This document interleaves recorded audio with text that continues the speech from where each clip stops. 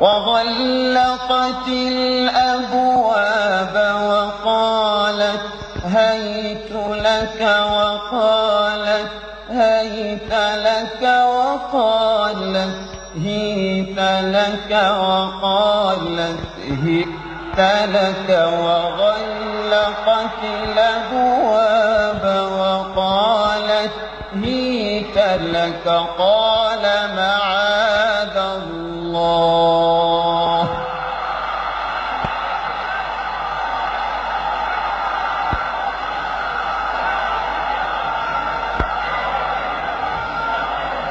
وغلقت الأبواب وقالت هيت لك وقالت هيت لك وقالت هيت لك وقالت هيت لك وغلقت الأبواب وقالت هيت لك قال معاذ الله إنه ربي أحسن مثواي إنه لا يفلح الظالمون.